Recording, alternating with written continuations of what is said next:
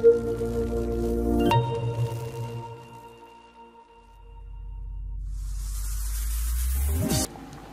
billahi minasyaitonir rajim. Bismillahirrahmanirrahim. Alhamdulillahirabbil alamin. Sallallahu alaika ya maulana ya Rasulullah wa ala ahli baitika at-tayyibin at-tahirin al-madlumin wal la'nu daimu ala a'daihim minal awwalina wal akhirin ila qiyami yaumiddin. Sallallahu alaika ya maulaya yabna maulaya ya aba abdillah wa ala al-arwahil lati halat bi finaik. Alaikum minna jami'an salamallahi abadan ma baqitu wa baqiyal lailu wan nahar. Wala ja'alallahu akhiral ahdi minni li ziyaratikum.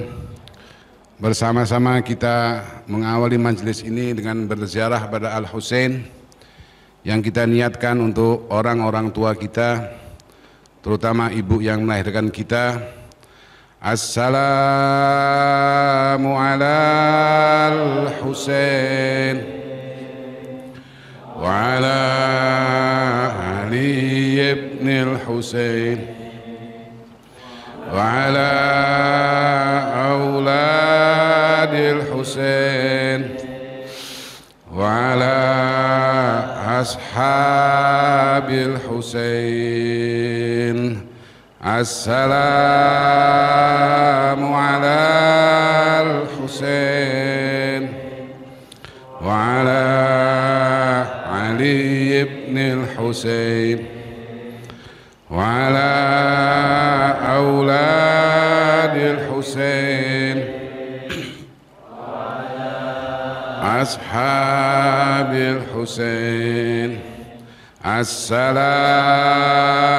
alal Husain wa ala Ali ibn al-Husain wa ala auladil Husain wa ala ashabil Husain alladzina badzalu muhajjahum dunal Husain.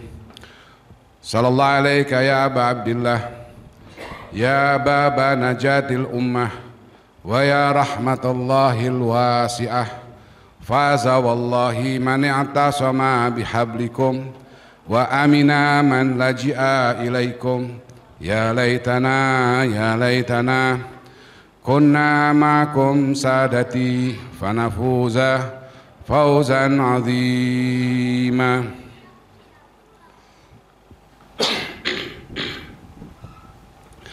Alhamdulillahirabbil alamin wa syukurillah.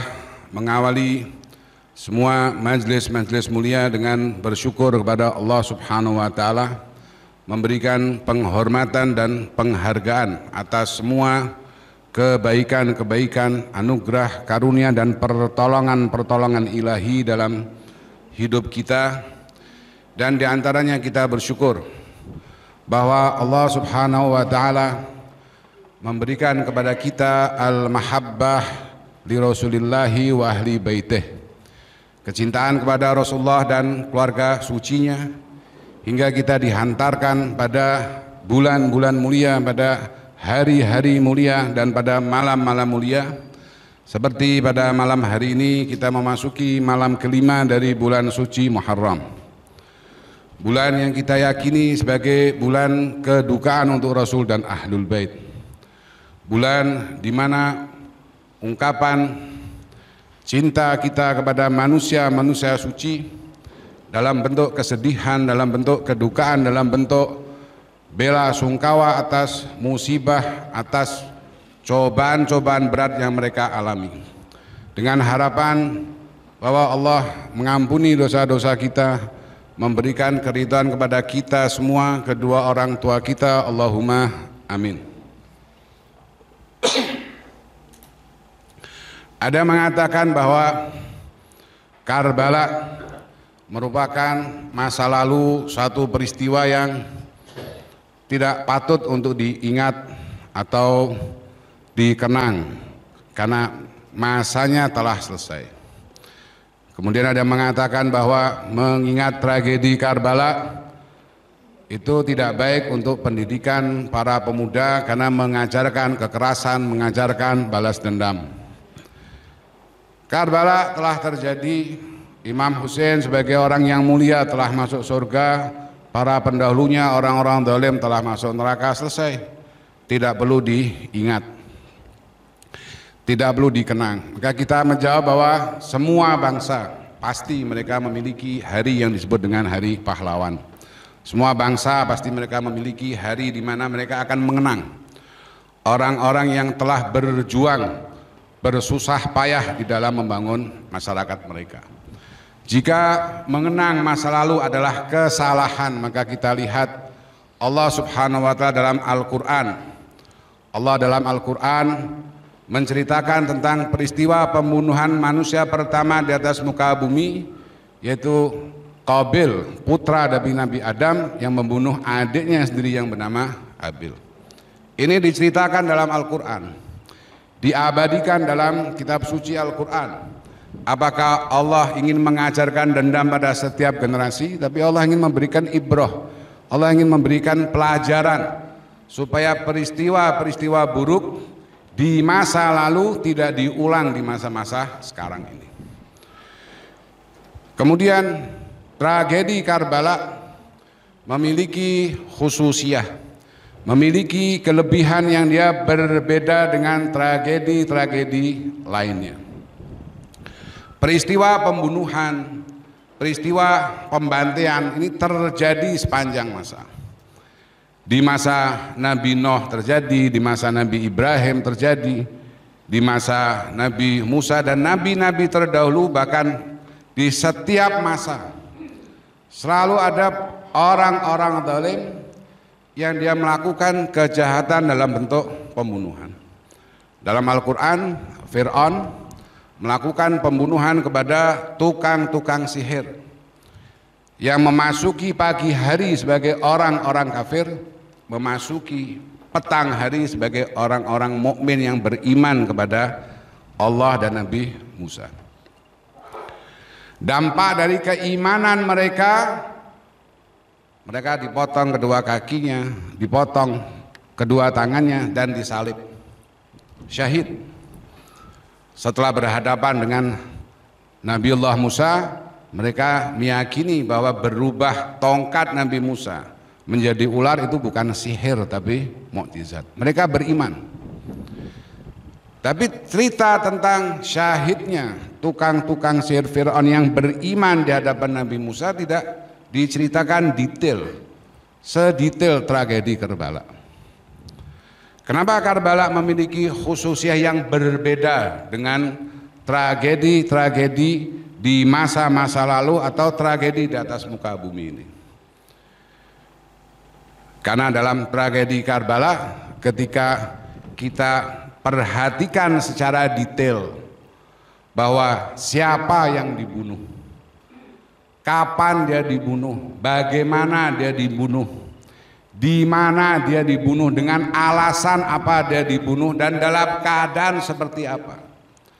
Jawaban-jawaban dari pertanyaan ini menjelaskan tentang bahwa nilai penting, bahwa musibah Asyura, musibah Karbala, 10 Muharram layak menjadi sebuah musibah yang dikenang secara abadi.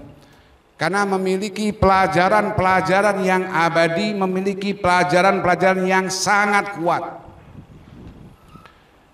Ketika dipertanyakan siapa yang menjadi korban pada tragedi Asyura, pada tragedi Karbala, jawabannya adalah Al-Husain. Dan siapakah Al-Husain? Orang yang selalu disebut oleh Nabi Husainun minni wa ana min Husain.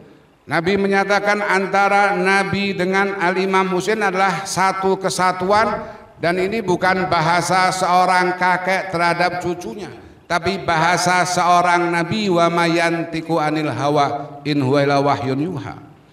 Nabi tidak berbicara bahwa aku dan cucuku Al-Husain adalah satu kesatuan sebagai seorang kakek, tapi sebagai seorang Nabi. Artinya menyakiti Imam Husain sama dengan menyakiti Nabi, membunuh Al-Husain sama dengan membunuh Nabi. Imam Syafi'i dalam salah satu syairnya dia mengatakan, ya ala baiti Rasulillahi hubbukumu fardun minallahi fil Qur'ani anzalahu. Ya ala baiti Rasulillah, wahai keluarga suci Rasulullah, hubbukumu, bahwa mencintai kalian, fardun minallahi fil Qur'ani anzalahu, merupakan kewajiban dalam Al-Quran yang Allah turunkan. Kafakum bil fadli annakumu, cukup bagi kalian satu kemuliaan. Man lam yusalli alaikum la salata lahu, yang tidak bersolawat kepada kalian tidak sah solatnya. Solat dalam tata cara kita atau dalam tata cara kaum muslimin, di dalam tasyahud, di dalam tahiyat, pasti ada solawat. Allahumma salli ala Muhammad wa ali Muhammad kama sallaita ala Ibrahim wa ali Ibrahim, wa barik ala Muhammad wa ali Muhammad kama barakta ala Ibrahim wa ali Ibrahim. Allahumma salli ala Muhammad wa ali Muhammad, limpahkanlah salawat kepada Nabi Muhammad dan keluarga Nabi Muhammad. Di antara keluarga Nabi Muhammad adalah Al-Imam Husain. Berarti tidak bersolawat kepada Al-Imam Husain, tidak bersolawat kepada keluarga Nabi Alu Muhammad, la tasihhu sholatuh, sholatnya tidak sah. Berarti Imam Husain yang merupakan salah satu dari ashabul kisah, merupakan salah satu pribadi agung yang disolawati di dalam sholat, merupakan syarat keabsahan sholat. Membunuh Al-Imam Husain sama dengan membunuh sholat. Man aqamaha faqad aqamaddin. Menegakkan sholat artinya adalah mencintai orang-orang yang mengajarkan sholat pada kita. Wa man hadamaha faqad hadamaddin. Menghancurkan sholat artinya menghancurkan Rasul dan Ahlul Bait yang merupakan perwujudan daripada sholat itu sendiri. Maka tragedi Asyura, tragedi Karbala, musibah Al-Husain ini sesuatu yang sangat agung untuk dikenang, supaya kita bukan hanya mendapatkan pelajaran, tapi kita mendapatkan kekuatan. Kenapa kisah-kisah Karbala diceritakan pada nabi-nabi terdahulu? Kenapa diceritakan kepada Nabi Nuh, kepada Nabi Adam, kepada Nabi Nuh, kepada Nabi Ibrahim, Nabi Musa, Nabi Isa, dan Nabi kita Muhammad? Sampai ada riwayat dari Al-Imam Ja'far As-Shadiq salamullah alaih, ma bu'itha nabiyun, tidak ada nabi yang diutus illa wahwa bakalil Husain alaihissalam. Tidak ada nabi yang diutus kecuali pasti dia menangisi Al-Imam Husain. Kenapa? Kenapa tragedi Karbala diceritakan di masa-masa dahulu dan memberikan pengaruh kepada para nabi padahal belum terjadi? Diceritakan kepada 124.000 nabi, diceritakan kepada 313 rasul, diceritakan kepada 5 nabi ulul azmi. Apa tujuan dan maksud Allah menceritakan tentang tragedi Karbala, bahkan detail tentang penderitaan Al-Imam Husain pada 10 Asyura? Kita tahu bahwa Allah Subhanahu wa Ta'ala adalah Tuhan yang menciptakan alam semesta ini. Pernah ada masa selama ribuan tahun, ratusan ribuan tahun, bahkan ada mengatakan jutaan tahun.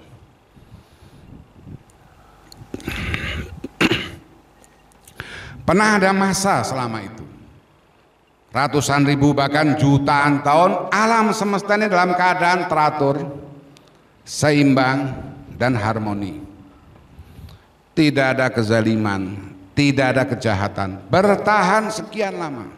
dalam kurun waktu yang sangat lama hingga dirusak oleh satu makhluk yang bernama iblis.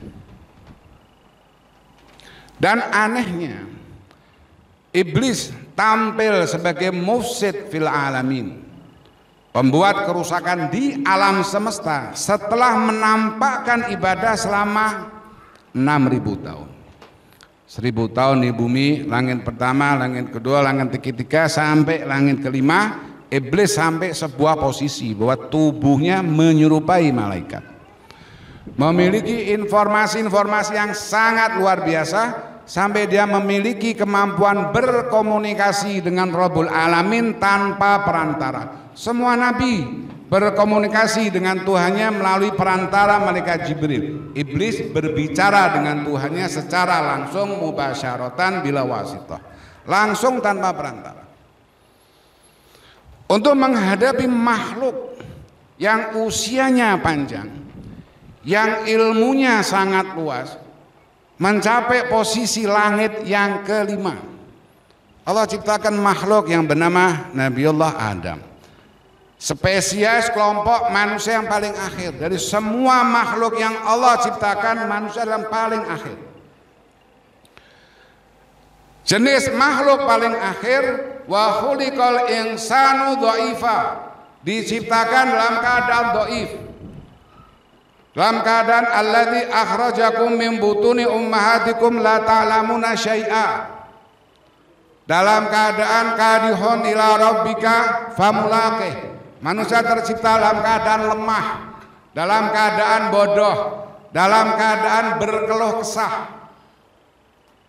Tapi kuasanya Allah, justru makhluk ini yang dipilih oleh Rabbul Alamin menjadi khalifatullah fil ard untuk melawan iblis.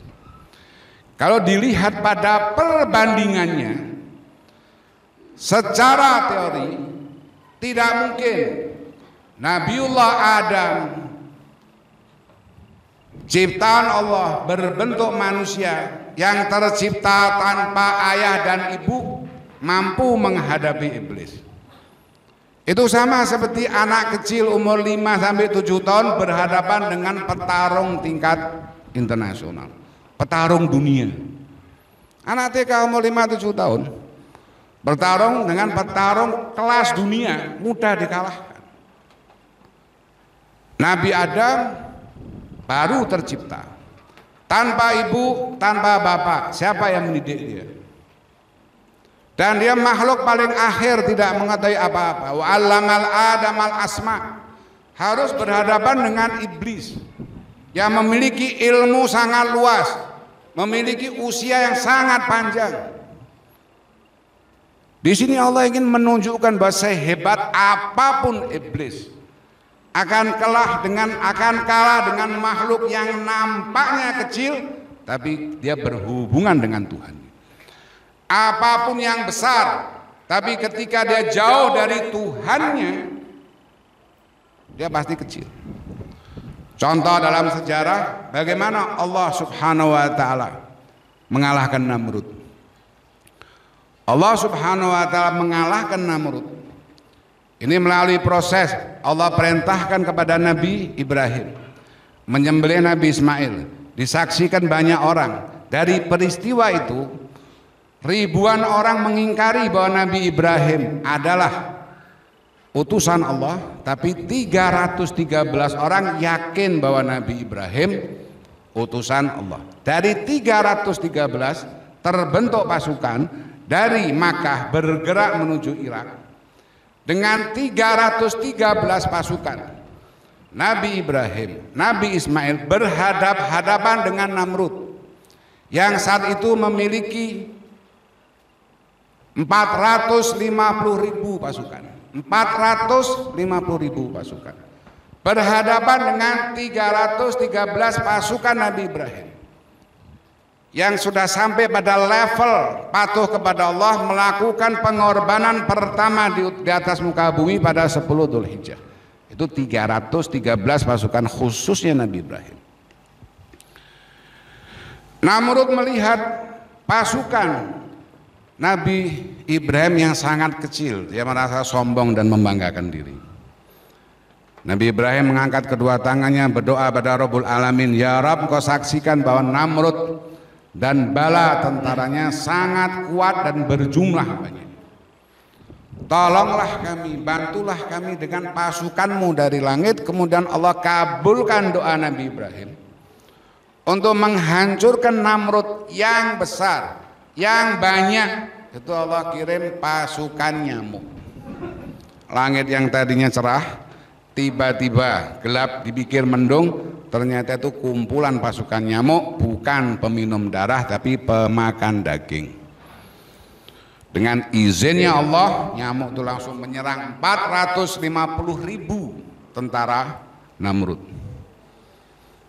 Dalam sekejap mata mati sampai akhirnya Namrud ketika melihat kelemahannya dia mulai bersembunyi di persembunyian khusus yang bahkan seekor semut tidak mampu masuk ke tempat itu. Tapi dengan kuasanya Allah, raja nyamuk berhasil masuk ke tempat itu, masuk ke hidungnya Namrud, kemudian tembus ke otak dia, makan otak dia.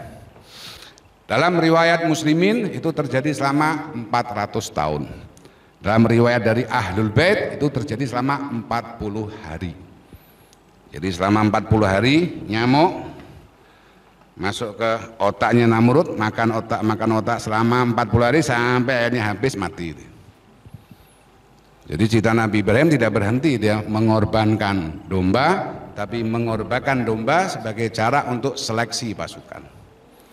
Dapat pasukan digunakan untuk menumbangkan Namrud. Memang kecil, 313. Tapi 313 ini orang-orang yang betul-betul patuh pada Tuhan. Sementara 450.000 orang yang ingkar pada Tuhannya Allah jadikan dhaif. Allah jadikan lemah. Demikian pula dengan Nabi Adam. Bagaimana cara Allah Subhanahu wa taala menguatkan Nabi Adam?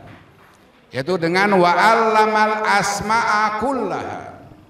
Allah mengajarkan al-asma, mengajarkan nama-nama, dan menurut riwayat singkatnya yang dimaksud dengan al-asma yang Allah ajarkan kepada Nabi Adam untuk menghadapi iblis adalah sifat-sifat mulia Rasul dan Ahlul Bait. Itu yang diajarkan kepada Nabi Adam.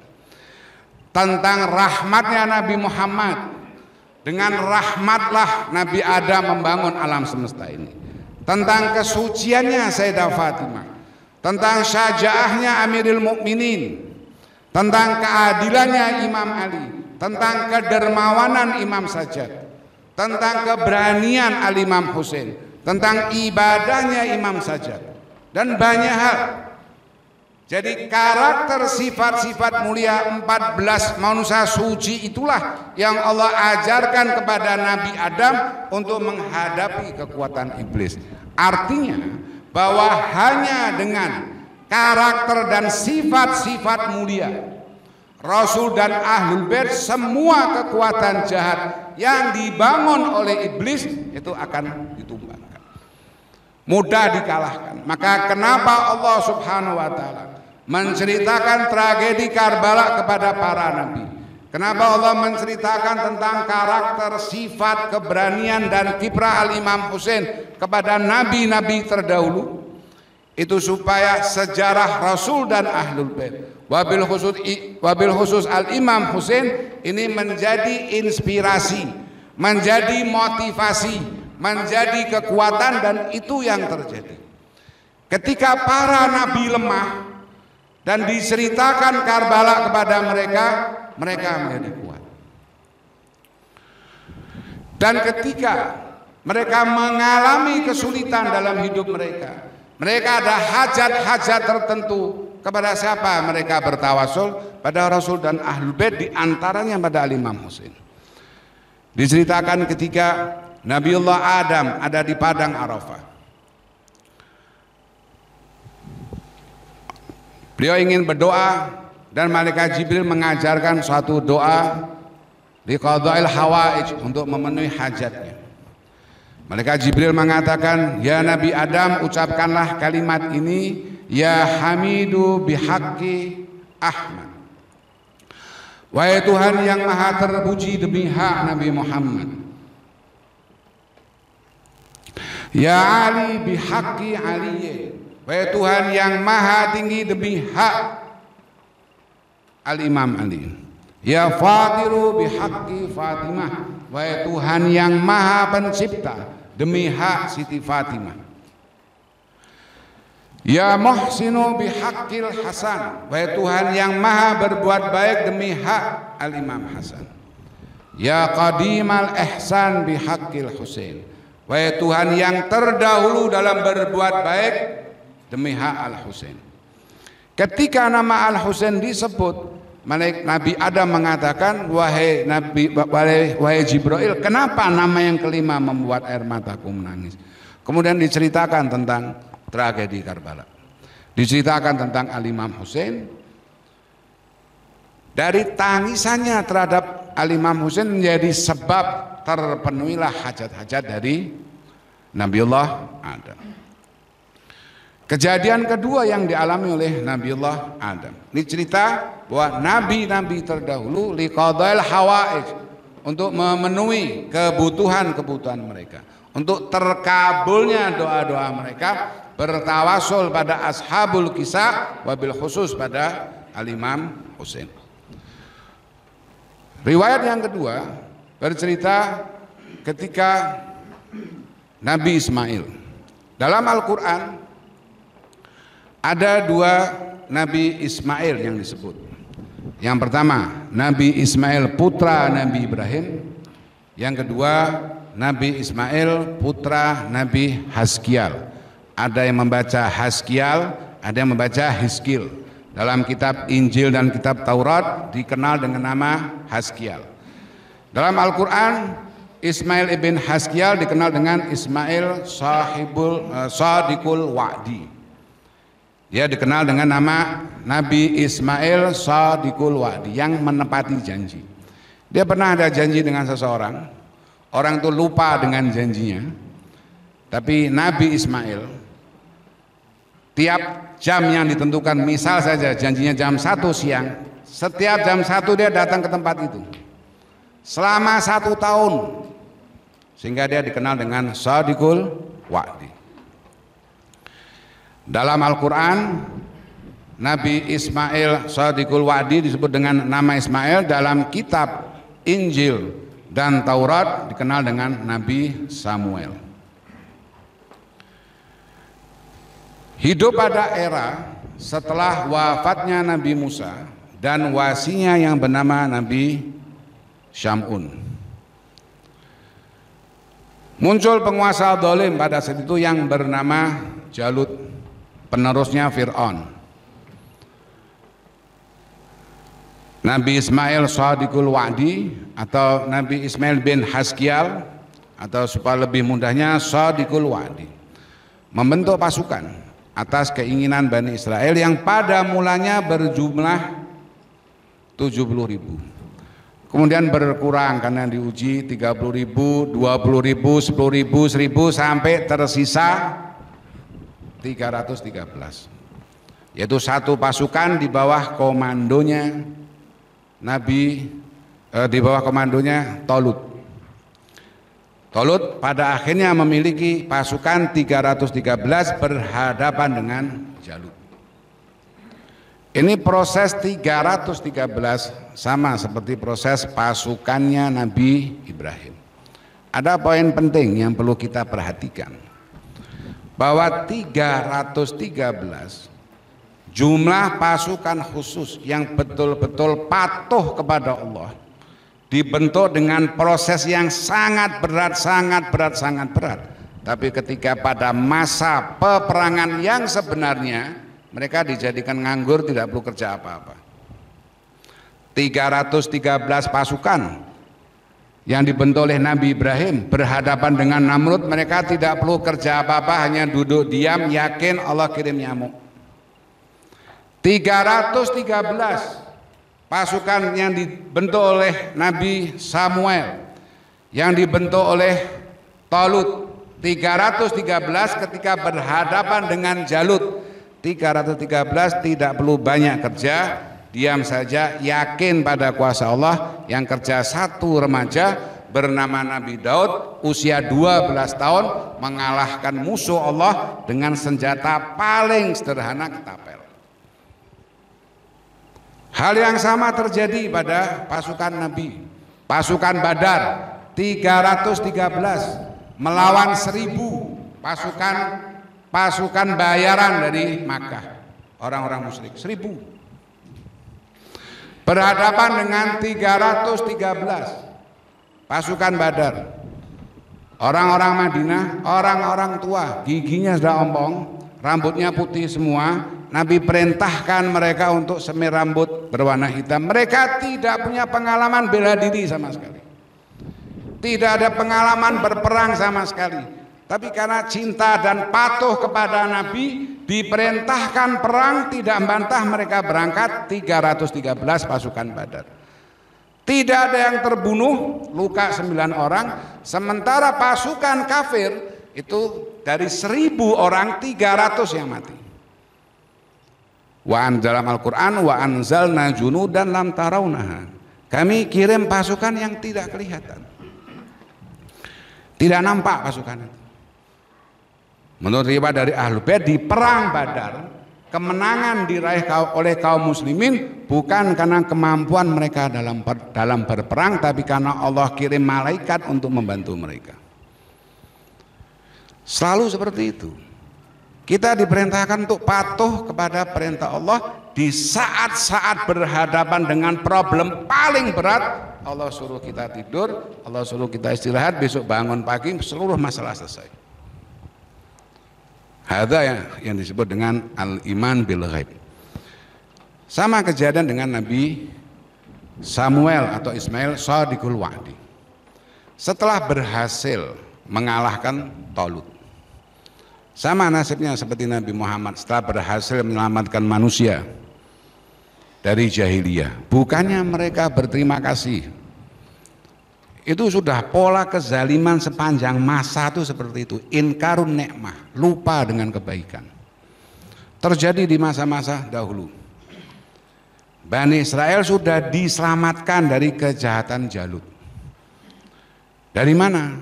Dari kekuatan pasukan yang dibentuk oleh Nabi Ismail Shadiqul Wa'di. Tapi apa balasan mereka? Setelah meraih kemenangan, setelah tumbangnya Jalut, mereka kembali berbuat dosa, kembali berbuat maksiat, kembali mengingkari Tuhan, kembali mengingkari Allah, melupakan nikmat-nikmat Allah, berbuat dosa maksiat itu dilakukan berkali-kali. Nabi Ismail Shadiqul Wa'di mengingatkan mereka. Apa balasan mereka? Mereka malah menyakiti Nabi Ismail. Nabi Ismail Shadiqul Wa'di ditangkap, diseret dengan kuda, diseksa sampai pada batas wajahnya dikuliti. Ketika itu terjadi, Allah kirim malaikatul azab. Allah kirim malaikat azab yang memberikan penawaran, wahai Nabi Ismail putra Haskial, aku adalah malaikat azab yang Allah kirim untuk membantumu, menolongmu, menghancurkan semua musuh-musuhmu. Sebutkan perintah, aku akan sakiti orang-orang yang menyakitimu. Apa jawaban Nabi Ismail putra Haskial? Dia mengatakan, sampaikanlah pada Rabbul Alamin, aku akan bersabar sebagaimana nabi-nabi terdahulu bersabar, sebagaimana sabarnya Nabi Nuh, Nabi Ibrahim, Nabi Musa, para pendahuluku. Dan aku memilih hidup seperti ini. Aku memilih bersabar atas cobaan ini karena aku belajar dari Al-Husain putra Sayyidah Fatimah. Aku bersabar seperti ini karena belajar dari keberanian, kekuatan dan kesabaran Al-Husain putra dari Sayyidah Fatimah, putri dari Khatamil Anbiya. Allahumma salli ala Muhammad wa ali Muhammad. Allahumma salli ala Muhammad wa ali Muhammad. Allahumma salli ala Muhammad wa ali Muhammad. Dan aku memohon kepada Allah, pahala yang Allah berikan pada Al-Husain agar diberikan kepada aku juga. Karena aku akan bersabar sebagaimana Al-Husain bersabar. Ini Karbala belum terjadi. Tapi karena itu adalah wahyu. Sama sekarang Allah menceritakan kita, idza waqa'atil waqi'ah laisa liwaq'atiha kadhibah. Allah cerita pada kita tentang peristiwa kiamat, apa yang akan terjadi. Belum terjadi, kapan waktunya, tapi Allah sering menceritakan. Sama. Tragedi Karbala diceritakan nabi-nabi terdahulu betul-betul memberikan inspirasi. Dan itu yang dialami oleh Nabi Yahya, Nabi Zakaria. Mereka bersabar, kenapa? Karena mereka belajar asyaja'ah, belajar sabar dari Al-Imam Husain. Nabi Yahya hidup di masa raja yang jatuh cinta pada putri kandungnya sendiri. Dua-duanya saling mencintai dan ingin menikah secara terang-terangan. Jika itu terjadi, akan terjadi wabah penyakit. Maka dihalang-halang oleh Nabi Yahya, putra Nabi Zakaria. Tapi akhirnya dia dituduh, difitnah, kemudian diseksa, sembunyi di pohon, kemudian digergaji tepat kena lehernya, dan kepalanya dihadiahkan pada pelacur pada saat itu. Rasulullah mengatakan, fama bakatis sama udaman, langit tidak pernah menangis dengan air mata illa li Yahya ibn Zakaria wal Husain ibn Ali. Langit tidak pernah menangis dengan darah kecuali untuk dua orang. Siapa dua orang itu? Nabi Yahya putra Nabi Zakaria dan Al-Imam Husain putra Al-Imam Husain sallallahu alaihi putra dari Amirul Mukminin Ali bin Abi Thalib. Ketika para nabi, para rasul, para wali, mereka hidup terinspirasi, mendapatkan motivasi, mendapatkan kekuatan, mendapatkan semangat. Hal yang sama Allah anugerahkan kepada kita. Maka hubbal Husain, kecintaan kepada Al-Imam Husain sekecil apapun itu nikmat yang tidak terkira, yang tidak bisa dibandingkan apapun. Memiliki kekuatan yang sangat luar biasa. Umumnya manusia menderita dalam hidupnya karena apa? Karena dia memikul beban dosa-dosa dia. Dosa-dosa di masa lalu atau di masa sekarang. Tapi Allah berikan janji, satu tetes saja mata menangisi Al-Husain itu akan meruntuhkan dosa seruntuh-runtuhnya secara ajaib. Kita tidak dituntut untuk memikir, tapi mengimaninya. Di masa Nabi Musa, ada seorang pemuda pendosa datang menemui beliau dengan mengatakan, wahai Nabi Allah, sungguh punggungku berat karena dosa-dosa yang aku lakukan di masa lalu dan masa sekarang. Mohonkanlah kepada Tuhanmu mengajarkan suatu cara untuk terampuni dosa-dosaku. Kemudian Nabi Musa bermunajat pada Tuhannya memohon petunjuk. Ya Allah, untuk hambamu yang berbuat dosa ini bagaimana cara supaya dia terampuni? Kemudian Allah memberikan wahyu kepada Nabi Musa. Wahai Musa, semua dosa pasti aku ampuni ketika seseorang meminta ampunan kepadaku kecuali dosa membunuh Al-Husain. Nabi Musa bertanya, siapa? Al-Imam Husain. Kemudian diceritakan secara detail dan disampaikan kepada pemuda Yahudi yang berbuat dosa itu. Dia menangis-menangis karena tangisan dan cintanya kepada Al-Husain seluruh dosa-dosanya terampuni. Al-Imam memberikan kekuatan zahiran wa batinan. Imam Husain memberikan kekuatan secara lahir dan batin, dan kekuatan inilah yang paling dibenci oleh iblis. Iblis menyesatkan manusia dalam 30 tahun, 40 tahun, 50 tahun, 60, 70 tahun. Tapi karena sesaat menangisi Al-Imam Husain, orang itu terselamatkan. Kenapa? Bihaqil Husain. Maka bencinya iblis kepada Rasul dan Ahlul Bait sampai pada batas dia membakar rumahnya Sayyidah Fatimah. Itu dikarenakan kekuatan yang dimiliki Rasul dan Ahlul Bait ini menghancurkan cita-citanya iblis. Apa cita-cita dia? Fa bi izzatika la ughwiyannahum ajmain. Iblis sumpah Dia sumpah atas nama Tuhannya. Fa bi izzatika, demi kemuliaanmu, la ughwiyannahum ajmain, aku akan sesatkan mereka semua. Iblis bersungguh-sungguh dia apa? Bersumpah. Dia ingin tidak ada satupun manusia yang masuk surga. Tapi Rasul dan Ahlul Bait, mereka memiliki janji pada Tuhannya bahwa pada akhirnya penghuni surga akan lebih banyak daripada penghuni neraka. Di antara sebabnya karena Sayyidah Fatimah pemilik syafaatul kubra. Kita sebut seperti ini sehingga kita layak untuk menjadi syafaatnya, mendapatkan syafaat dari Sayyidah Fatimah Az-Zahra salamullah alaiha. Dan syafaat kubra dimiliki pula oleh Al-Imam Husain salamullah alaihi. Jawaban atas pertanyaan, kenapa Allah menceritakan Karbala pada nabi-nabi terdahulu, tujuannya ini. Dan jika memberikan kekuatan kepada mereka, maka efek yang sama terjadi kepada kita. Di situ kita melihat bagaimana musuh-musuh Allah hari ini menjauhkan. Karena siapapun yang jauh dari Rabbul Alamin, siapapun yang jauh dari Rasul dan Ahlul Bait pasti lemah. Kenapa? Karena dia keluar dari bentengnya Imam Ali. Karena dia keluar dari bahtera Ahlul Bait, sehingga dia akan tenggelam.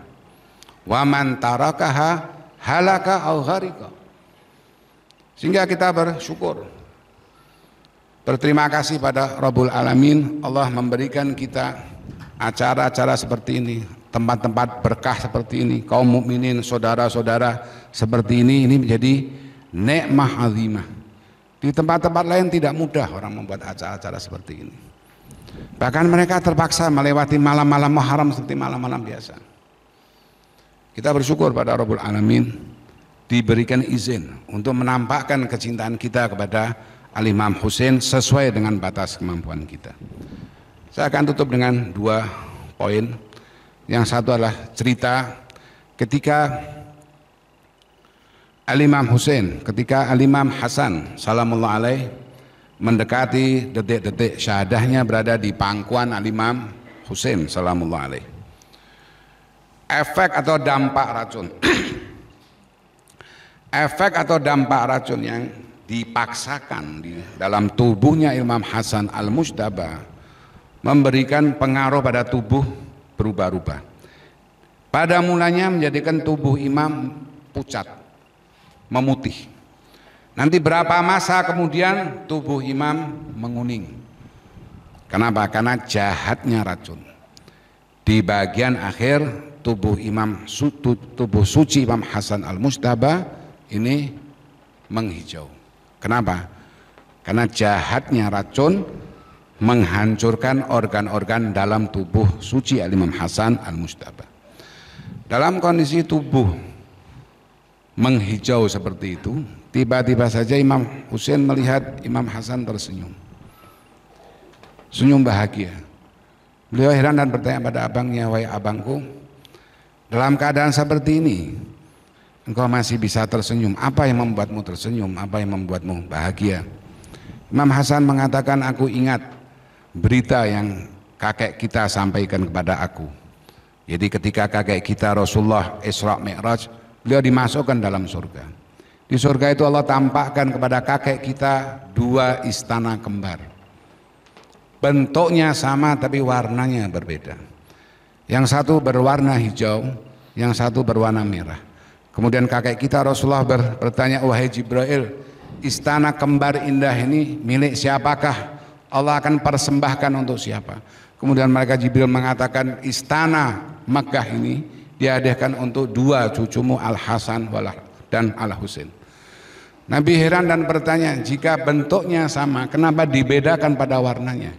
Yang untuk Al-Hasan berwarna hijau, untuk Al-Husain berwarna merah. Kenapa dibedakan? Ketika ditanya seperti itu, fasa kata Jibril. Malaikat Jibril diam, tidak mampu menjawab. Nabi bertanya kedua, malaikat Jibril masih tertunduk. Ketiga, malaikat Jibril masih tertunduk. Yang berikutnya malaikat Jibril mulai menjelaskan, wahai Rasulullah, kenapa dibedakan dengan warna? Yang satu berwarna hijau terbuat dari batu jamrud, yang satu berwarna merah terbuat dari batu rubi. Kenapa dibedakan? Karena cucumu yang bernama Al-Hasan akan diracuni oleh istrinya sendiri sehingga berdampak tubuhnya berwarna hijau. Allah memberikan istana berwarna hijau untuk mengenang, mengingat cara dia syahid adalah dengan cara seperti itu. Sementara cucumu yang bernama Al-Husain kelak akan dibunuh oleh umatmu sendiri dalam keadaan kehausan, kelaparan, tubuh bersimbah dengan darah sehingga seluruh tubuhnya memerah karena darah. Maka Allah memberikan hadiah kepada beliau istana berwarna merah terbuat dari batu rubi itu mengenang bagaimana cucu Al-Husain syahid. Syahidnya Al-Imam Husain menjadi sebuah kenangan, menjadi sebuah kekuatan yang Rasulullah menyebut di dalam hadis hararah fi qulubil mu'minin. Pada umat-umat terdahulu memberikan kekuatan. Pada umat di masa ini juga memberikan kekuatan yang sama. Wabil khitam, sebagai renungan saya akan sampaikan kutipan doa yang sering kita baca fi syahri Ramadan, yaitu doa iftitah. Doa iftitah itu doa yang diajarkan oleh Sahibil Asri waz Zaman. Hampir semua doa-doa di bulan Ramadan, hampir semuanya itu ajaran dari Al-Imam Mahdi Al-Muntadhar. Termasuk doa yang dibaca, doa takkib sholat fardu di bulan Ramadan, Allahumma ashbi kula ja'i, Allahumma aghni kula fakir. Ketika kita berdoa, ya Allah, kenyangkanlah perut orang yang kelaparan. Itu kira-kira perut kita atau perut orang lain? Berikanlah pakaian yang layak kepada setiap orang yang tidak berpakaian layak. Itu kita atau orang lain? Maka ketika kita berdoa Allahumma ashbi kula ja'i, itu sama dengan ya Allah, jadikan aku tangan-tanganmu untuk mengenyangkan perut orang-orang yang kelaparan. Jadikan aku tangan-tanganmu untuk membantu usaha ekonomi orang lain. Jadikanlah aku tangan-tanganmu untuk memberikan pakaian kepada hamba-hambamu yang tidak berpakaian layak. Bukan kita. Di bagian akhir doa iftitah. Doa iftitah itu muji-muji Allah Subhanahu wa taala, kemudian bersalat pada Rasul dan Ahlul Bait. Kemudian ada doa memohon Allahumma inna narghabu ilaika fi daulatin karimah, memohon hadirnya Imam Mahdi, memohon munculnya Imam Mahdi. Nah, di bagian akhir doa ada kalimat washfi sudurona, ya Allah, obatilah luka hati kami, waqdud ghaidha qulubina, redakanlah amarah hati kami, wahdina limahtulifa minal haqqi biidnik, dan berikanlah petunjuk kepadaku tentang kebenaran yang diperselisihkan dengan izinmu.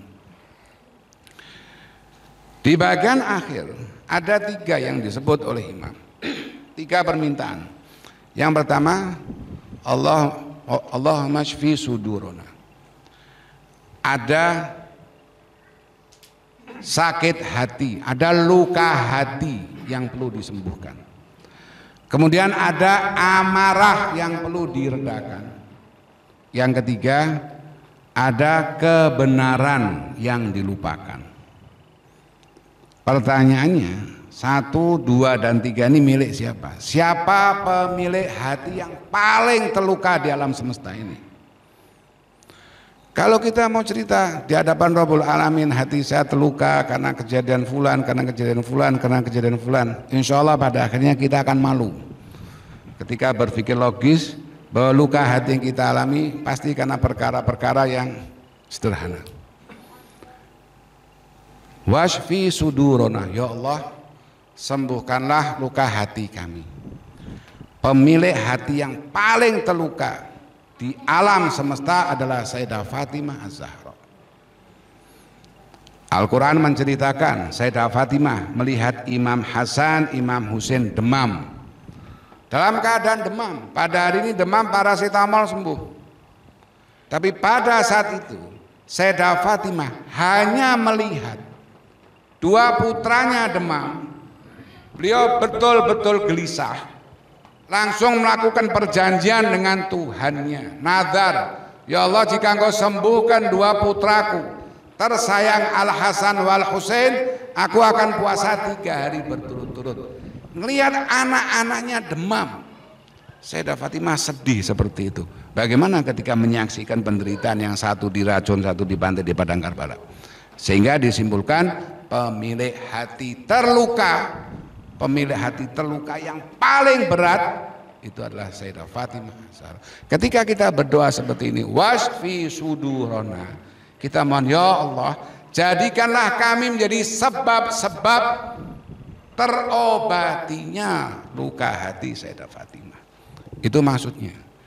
Ketika Allah menjadikan kita sebab untuk sembuh luka hatinya Sayyidah Fatimah, kita sudah tidak punya hati yang terluka. Hati kita hati yang terkuat. Hati yang terkuat. Waqtud ghaidha qulubina, siapa pemilik hati yang penuh dengan amarah? Ar-Rasul. Qul la as'alukum alaihi ajran illal mawaddata fil qurba. Nabi tidak meminta upah apapun. Nabi sudah selamatkan mereka dari jahiliyah menuju insaniyah. Tidak tahu mereka cara menyayangi, tidak tahu cara menghormati. Nabi ajarkan mereka sampai pada peradaban kemanusiaan. Balas jasanya apa? Rumah putrinya dibakar, cucunya ada yang diracun, cucunya ada yang dibantai. Maka waghdud ghaidha qulubina, ya Allah, redakanlah amarah kami. Sama kita mohon pada Rabbul Alamin, ya Allah, jadikanlah kami sebagai tangan-tanganmu, sebagai sebab-sebab untuk meredakan amarah hati Nabi kami. Jadi Nabi jangan direpoti dengan permintaan terus. Tapi kita perlu berbalas budi, berterima kasih kepada Nabi. Dengan apa? Dengan berkarya, dengan berprestasi, dengan mengabdi, dengan amal-amal khair. Kita mempelajari sejarah bukan untuk meniru, tapi meneladani. Meneladani apa? Meneladani itu adalah membawa semangatnya. Kemudian yang ketiga, wahdina limakhtulifa minal haq, ada kebenaran yang hilang. Siapa? Amirul Mukminin, Imam Ali. Imam Ali adalah kebenaran yang hilang. Dan kita jangan menjadi bagian yang menghilangkan kebenaran itu. Caranya bagaimana? Dengan gaya hidup kita. Sehingga ketika orang melihat kita, semua orang akan teringat hadza min adba min syi'ati Amirul Mukminin. Sehingga kita jangan menjadi sebab hilangnya kebenaran juga. Yang pertama, adanya hati yang terluka, itu hatinya Sayyidah Fatimah. Yang kedua, ada hati yang penuh amarah, hatinya Rasulullah. Yang ketiga, adanya imam, adanya kebenaran yang hilang, itu Amirul Mukminin. Yang terakhir, kandungan daripada doa iftitah, adanya imam yang kesepian. Siapa? Sahibul asri wa zaman. Maka Imam Mahdi hari ini adalah Imam Husain di masa ini, yang dia terwakili oleh Sayyid Ali Khamenei, terwakili oleh Al-Imam Khomeini. Mereka adalah jembatan-jembatan di mana kita bisa mengenal Sahibul asri wa zaman, mengenal a'immah, mengenal Nabi, mengenal Rabbul Alamin, itu melalui wilayatul faqih. Melalui siapa? Melalui Sayyid Ali Khamenei yang sekarang menampakkan al-hayah, kehidupan seperti kehidupan Rasul dan Ahlul Bait. 4 hal ini ketika menjadi prioritas setiap kita, dan seluruh nabi, seluruh rasul, mereka hidup untuk itu. 4 ini tadi, semuanya dari zaman Nabi Adam sampai Nabi Muhammad, Imam Ali sampai Imam Hasan Al Askari, para ulama, syuhada, semua syahid untuk ini. Untuk apa? Yang pertama, mengobati luka hatinya Sayyidah Fatimah. Mereka menderita untuk apa? Untuk meredakan amarah Rasulullah. Mereka berjuang sedemikian rupa untuk apa? Mengembalikan kebenaran yang hilang. Mereka berjuang tanpa kenal lelah. Untuk apa? Supaya Imam Mahdi tidak pernah sendirian lagi. Sering saya sampaikan bahwa bukan kita yang menanti Imam Mahdi, tapi pada hakikatnya adalah Imam Mahdi yang menanti kita. Semoga dengan berkah Asyura, dengan berkah Muharram, dengan duduknya kita, ya muqallibal qulub tsabbit qulubana ala dinik. Wahai Tuhan yang membolak-balikkan hati, tetapkanlah hati kami di atas agamamu, di atas kecintaan pada Rasul dan Ahlul Bait, di atas kecintaan kepada Sayyidah Fatimahmu, terhadap kecintaan pada Al-Imam Ali, pada Al-Imam Hasan dan Al-Imam Husain. Allahumma la tuhrij hubba Muhammad wa ali Muhammad min qulubina. Ya Allah, jangan kau keluarkan kecintaan pada Rasul dan Ahlul Bait dari hati kami. Innaka ala kulli syai'in qadir. Ya Allah, jika ada orang-orang tua kami yang belum sempat untuk mengenal dan mencintai Ahlul Bait, wabil khusus menangisi Al-Imam Husain, jadikanlah air mata kami, kesedihan kami mewakili orang-orang tua kami, terutama ibu yang telah melahirkan kami. Kami bersaksi bahwa orang-orang tua kami adalah orang-orang baik. Jadikanlah mereka mendapatkan karomah di dunia wal akhirah demi hak Sayyidah Fatimah Zahra. Jadikanlah mereka mendapatkan keberkahan terhebat dari berkahnya Sahibul Asri wa Zaman. Innaka ala kulli syai'in qadir. Ya Allah, jagalah kami, pasangan-pasangan hidup kami, anak-anak keturunan kami, keluarga-keluarga kami. Ya Allah, di antara kami yang telah wafat, telah meninggal dunia, berikanlah karomah kepada mereka semua. Berikanlah karomah kepada kedua orang tua Ustaz Ahmad Barakbah, kepada kedua orang tua dari para hadirin, pada guru kita yang telah mendahului kita, Ustaz Toha bin Ali Musawa, Ustaz Reza bin Ahmad Asgaf, dan yang meninggal di antara para hadirin. Jadikanlah mereka ya Allah pada malam hari ini dan malam-malam berikutnya dikunjungi dan didatangi oleh Al-Imam Husain. Dijadikan kubur mereka terang, dan jadikan kami ya Rabb menempuh jalan para nabi, menempuh jalan para rasul, menempuh jalan para mukminin. Jadikan kami hidup mulia, husnul khatimah, mendapatkan karamah di dunia wal akhirah bihaqqi Muhammad wali Muhammad. Amma yujibul muttarra idza da'ah wa yakshifus su'. Amma yujibul muttarra idza da'ah wa yakshifus su'. Bersama-sama kita tutup, kita awali dengan berziarah pada Al-Imam Husain, wa nakhtim berziarah pada Imam Husain. Mudah-mudahan setiap tahunnya kita dapat peluang, dapat kesempatan diundang langsung oleh Al-Imam Husain berziarah fi amakin muqaddasah, mewakili guru-guru kita, orang-orang tua kita. Assalamu alal Husain.